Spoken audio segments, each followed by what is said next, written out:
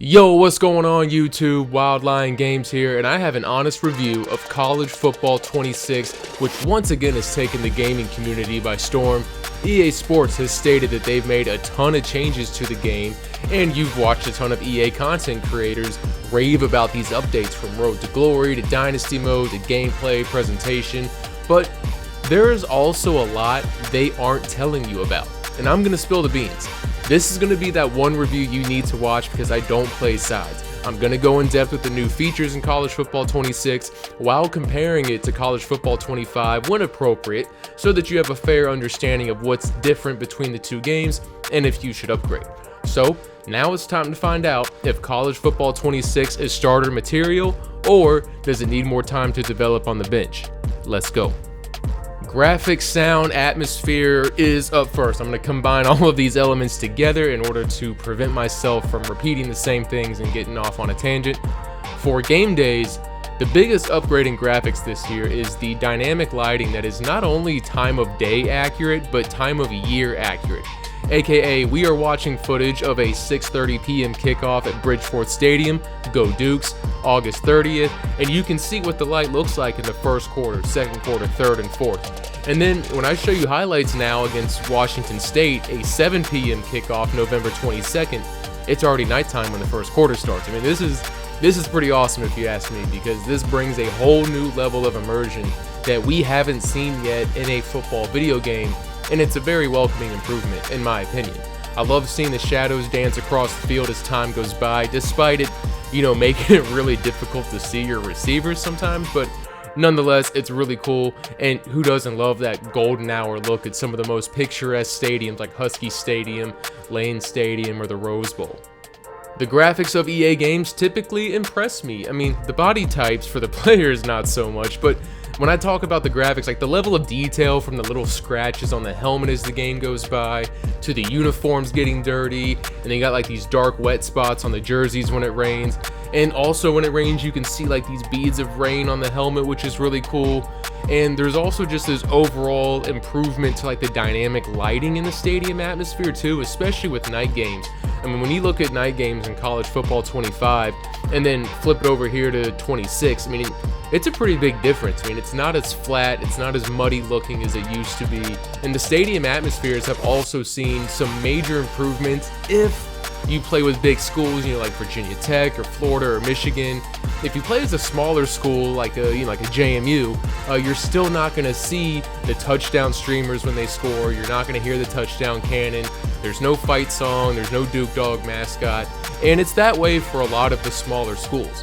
So presentation has improved this year with updated presentation packages. Some of the schools have drone light shows, and Virginia Tech's got this epic Enter Sandman entrance. Everything else is more or less the same. I was under the impression that we would be seeing a different pre-game presentation depending on the importance of the game, but the presentation I had with a local TV game versus FCS West, and then like a nationally broadcast game versus Louisville, it was the exact same. And so I guess I'm hoping in the future we can see various presentation packages, and not just with like the 2D graphic overlays, but with actually how the pre-game is presented. Enter Sandman with Virginia Tech though, it's pretty damn sweet, I won't lie. EA did a great job audio mixing the crowd, singing along with the song. It's very well done. They're definitely going to be one of the most fun teams to play with this year because of that add-in.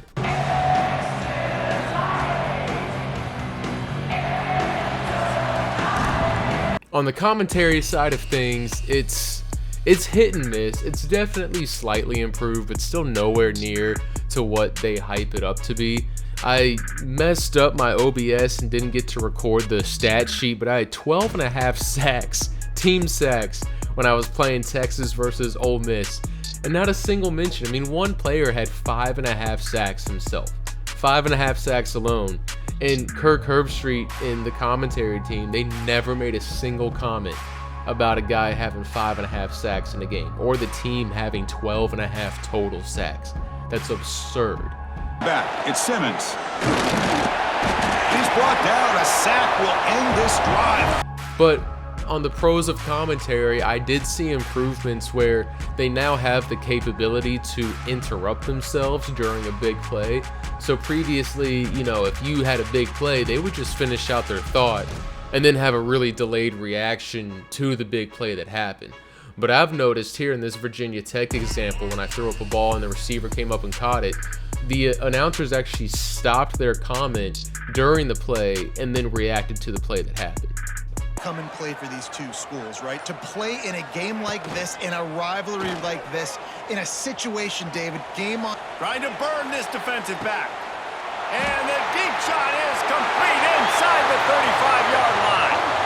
Touchdown, Hokies! I was able to play a few rain games and a snow game, and the weather impacts don't appear to be overdone, which I appreciate. I didn't notice players slipping and sliding left and right, but I also noticed my cuts weren't as sharp with Petaway in the rain either. It's a marginal difference, which is how it should be, so I'm interested to see how Madden 26 handles this since their trailer features players slipping everywhere.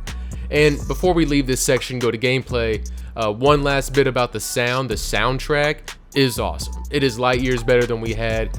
We have sweet marching band covers of popular songs, both old and new, a handful of real-life team fight songs. The upgrade to the soundtrack and the menus is a big win here. Gameplay. Alright, let's address the elephant in the room.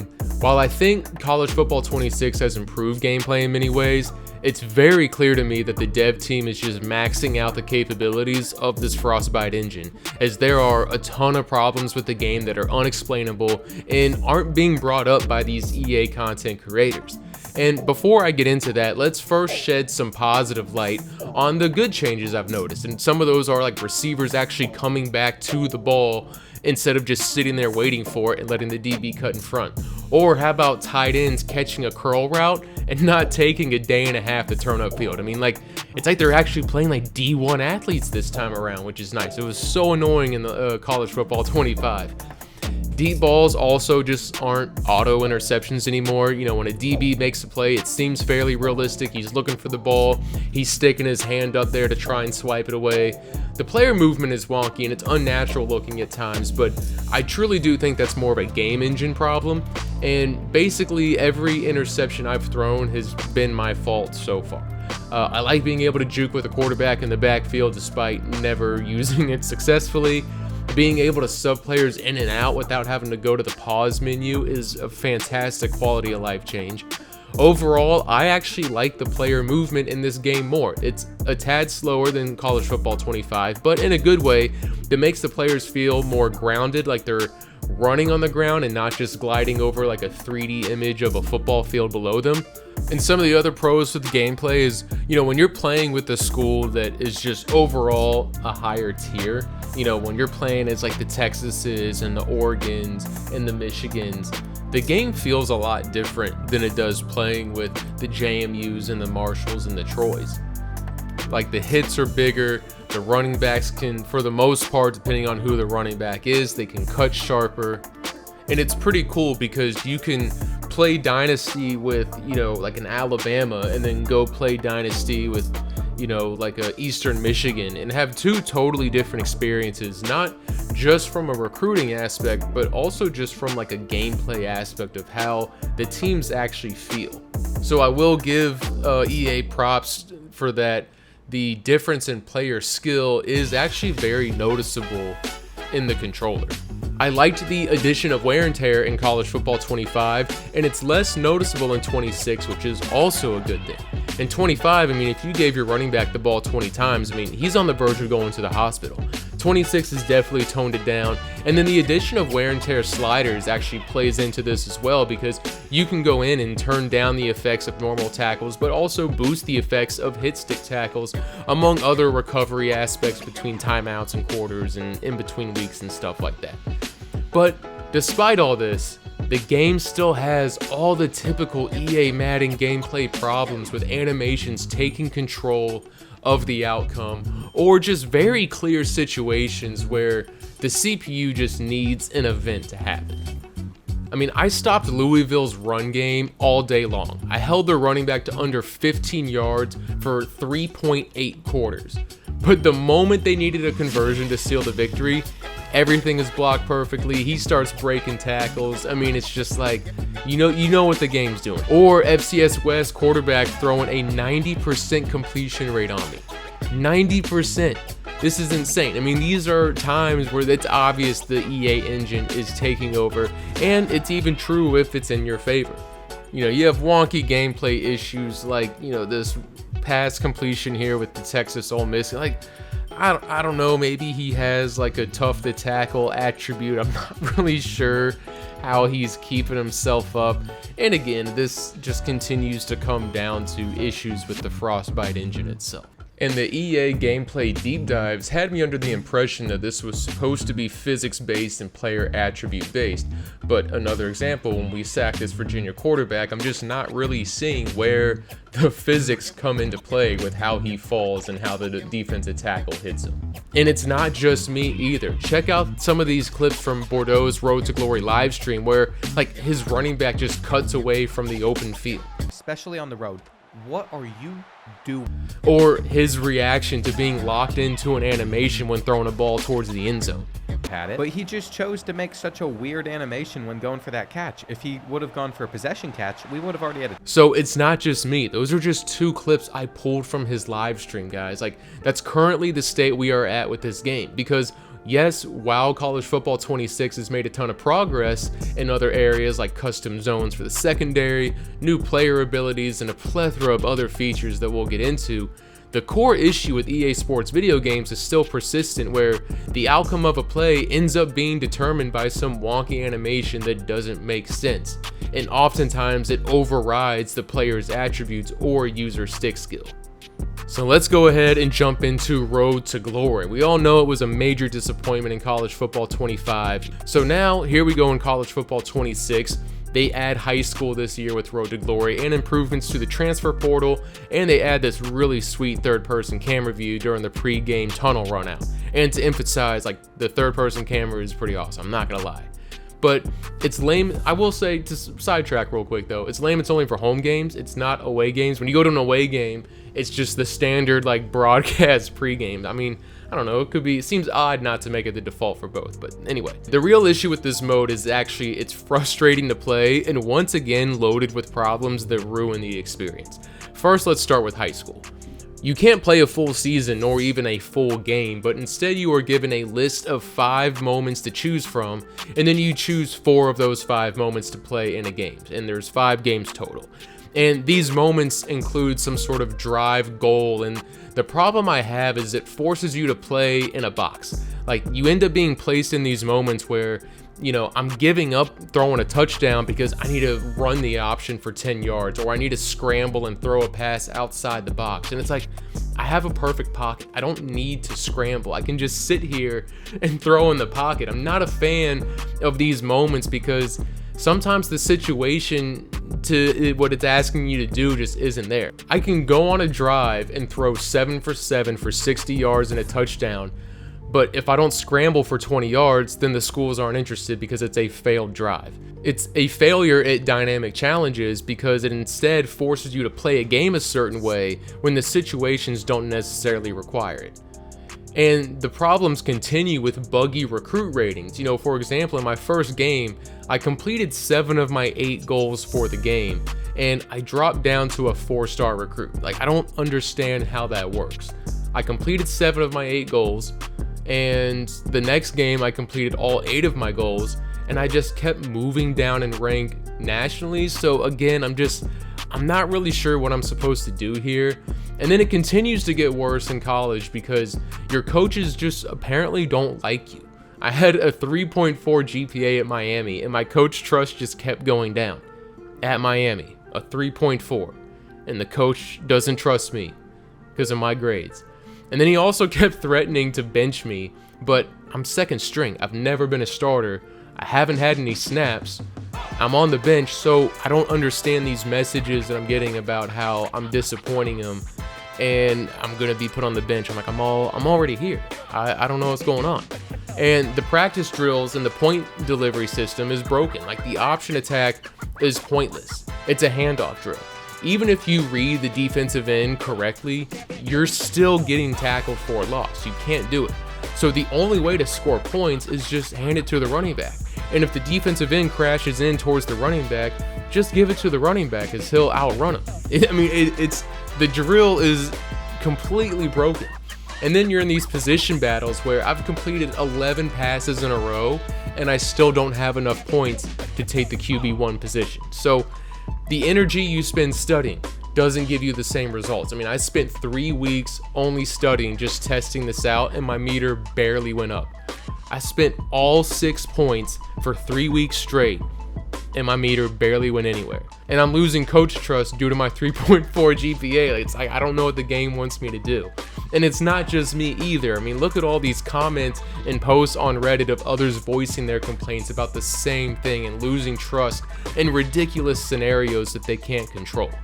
None of it makes sense, and it's so frustrating because Road to Glory should be a fun mode. They've added all these extra fun features like senior night and like faking people out, and when you're choosing a hat and you throw it and you're like, oh psych, like there's new dialogue options and taking a girl to homecoming. But when coach trust is broken, practice is borderline impossible, and high school forces you to play in a box, it's hard to recommend this game mode. It's like they had it perfect 12, 15 years ago. What are we doing now? And is it better than 25? Yes. Is it less broken than 25? Yes. But that's not a very high bar to raise. Let's move on to Dynasty. The first thing you'll notice when you hop into Dynasty mode if you create your own coach is the large amount of clothing options you get to choose from this year.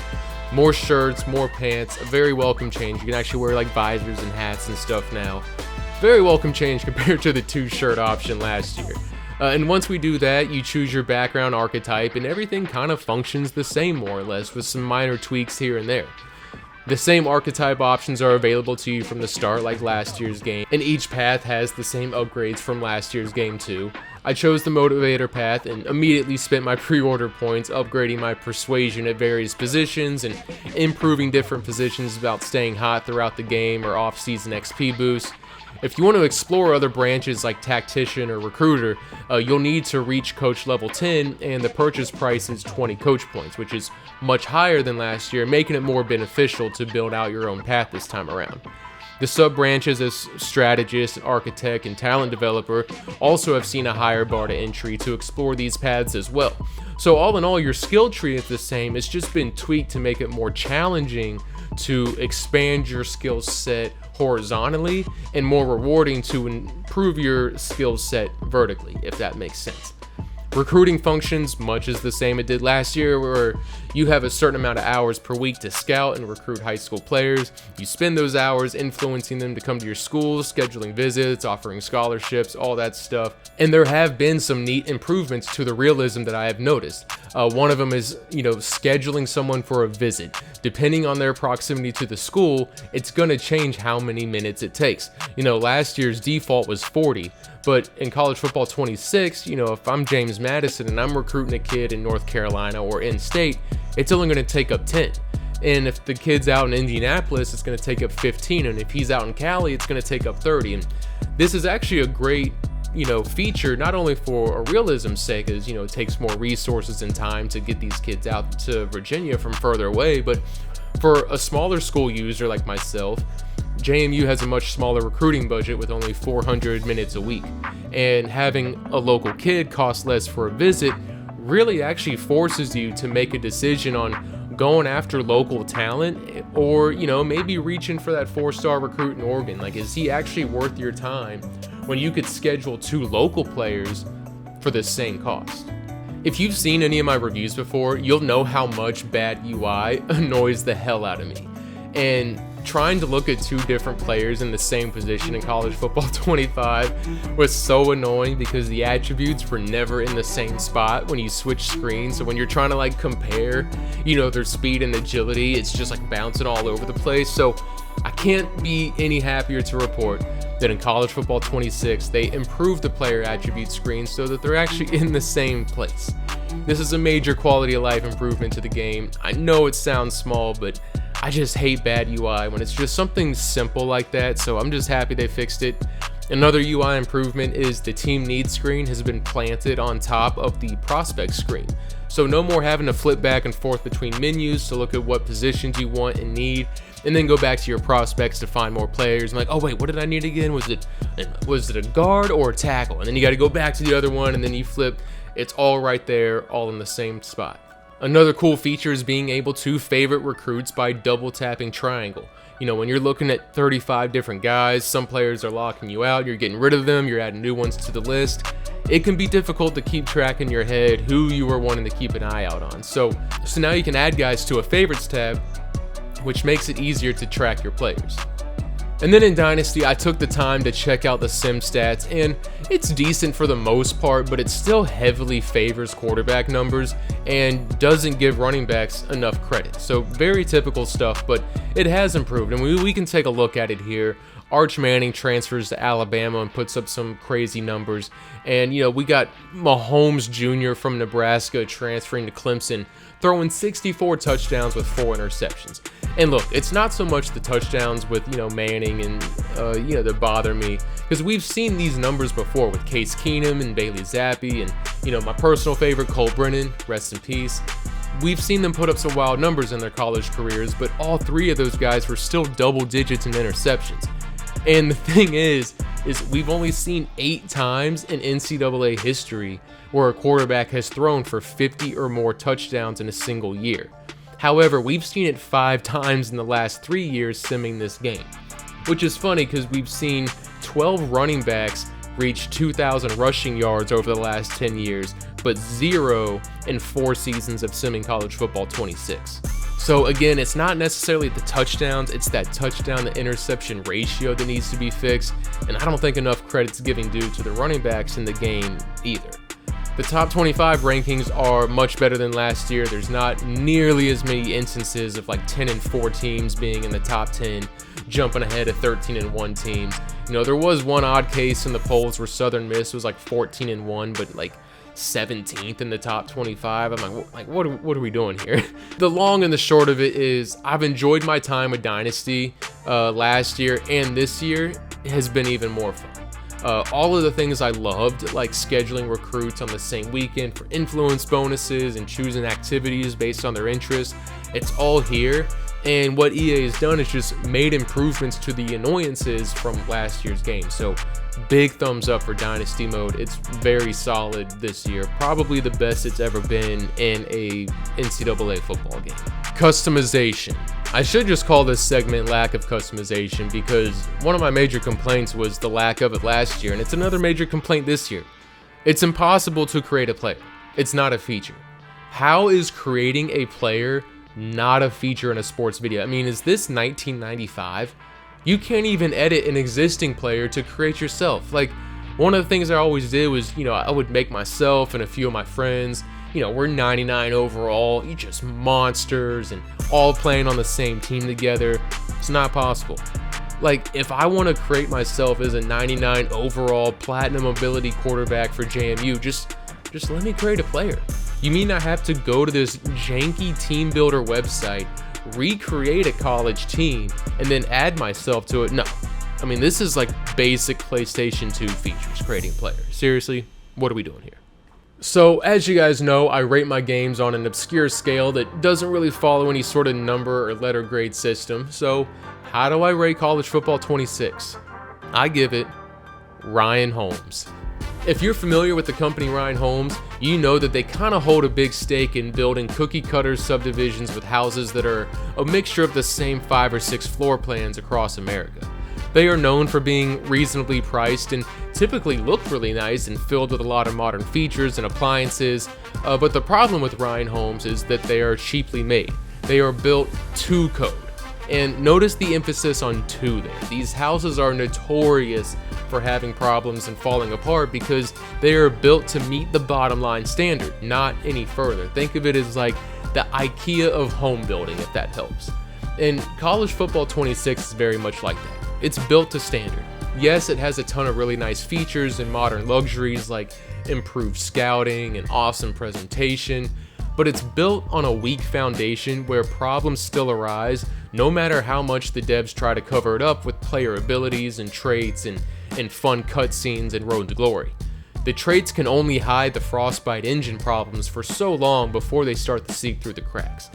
You know, to me, the devs are like the construction workers building Ryan homes. You know, they have a fast deadline and they're working with the materials they've been given. So yes, if you're looking to buy a home and you want something modern and nice and cheap, go for it. You'll get the nice amenities and the modern playbooks and the fun presentation, strong online community, but just remember, it's not built on the solid foundation that many older games were. You know, if you're a Road to Glory guy, this is probably like a wait for sale, because yes, it's better than 25, but you know, unless they come out with a patch, I mean, your first year in college is just like pointless. I mean, and again, like I said, it's not just me having this experience. If you're a Dynasty guy, you know, again, I would say, yeah, probably buy it. You know, it has some nice quality of life improvements. The transfer portal is a little bit more accurate. Sim stats are fine for the most part, but you know, like I said, it's Ryan Holmes. You know, they just need a new foundation, something stronger than the Frostbite engine. So that's it for me, guys. Hope you enjoyed the video. If you did, please give it a thumbs up. And look, I did enjoy the game, so there is going to be more college football content coming on this channel because, you know, despite all my complaints about Road to Glory and some of the issues with gameplay, it is fun actually. You know, it feels good to play. I like the player movement. I like the strategy behind offense and defense. So it is a fun game and I will be playing it. And anyways, that's it for me. Thanks for watching. And until next time, peace.